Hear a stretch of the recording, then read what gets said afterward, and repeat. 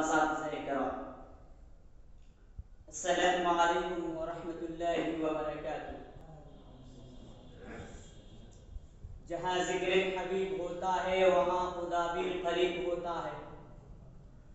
جہاں ذکر حبیب ہوتا ہے وہاں خدا بھی قریب ہوتا ہے۔ ایسے مجلسوں میں بیٹھنے والا بڑا ہی خوش نصیب ہوتا ہے۔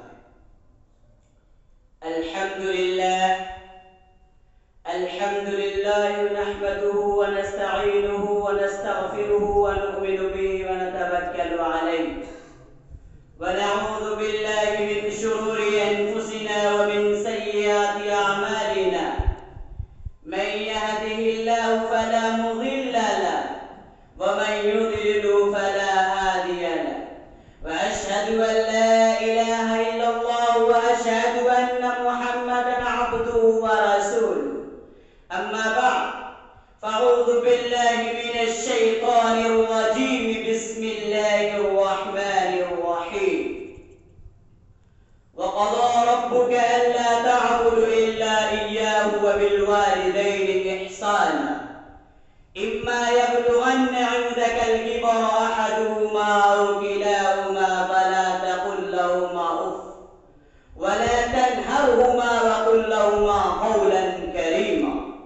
واخفض لهما جناح الذل من الرحمة وقل رب ارحمهما كما ربياني صغيرا، صدق الله العظيم۔ وعن عبد الله بن عمرو رضي الله تعالى عنه قال قال رسول الله صلى الله عليه وسلم رضا الرب في رضا الوالد وسخط الرب في سخط الوالد۔ محترم حاضرین انجمن، سبھی کچھ ہو رہا ہے اس ترقی کے زمانے میں، سبھی کچھ ہو رہا ہے اس ترقی کے زمانے میں،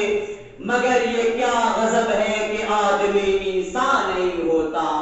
یاد رکھے کہ یہ نصیحت ہے، فرض ماں باپ کی اطاعت ہے، نہ کرو ان کو تم کبھی نہ ہوش، ان کے قدموں کے نیچے جنت ہے۔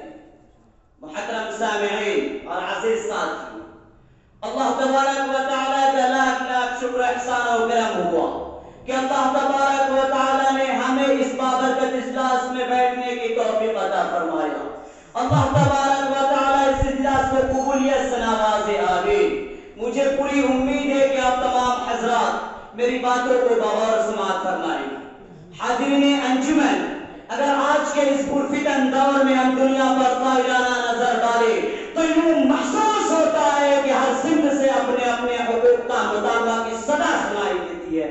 ہر سمت ظلم و زیادتی کا دور بڑا نظر آتا ہے، ہر ایک دوسرے کے حق کو مارتا ہوا نظر آتا ہے، ہر ایک سے دوسرے کو شکایت ہے، ریاکت بخشو حاکم سے شکایت تو آقاؤ مالک کو حکام سے شکایت تو غلام لوگوں کو آقا سے شکایت، اولاد کو والدین سے شکایت تو والدین کو اولاد سے شکایت، کوئی پڑوسی کا حق ادا کرنے کے لیے اولاد والدین کا حق ادا کرنے کے لیے تیار نہیں، ہم والدین کو ظلم و زیادتی کے پہاڑ کو بے جا رہے ہیں، احترام و آداب کو پامال کیا جا رہا ہے، ان کے ساتھ گناہوں اور ناپاک حرکتیں کی جا رہی ہے۔ کیا والدین کا حق یہی ہے؟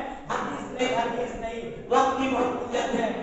بس میں مختصر کام کے اپنی تقریر ختم کرتا ہوں۔ اللہ تبارک و تعالیٰ نے قرآن کریم میں فرمایا وَقَضَىٰ رَبُّكَ أَلَّا تَعْبُدُوا إِلَّا إِيَّاهُ، تمہارا رب حکم دیتا ہے، یہ تمہارا رب کا فرمان ہے، یہ تمہارے رب کی طرف سے وعدہ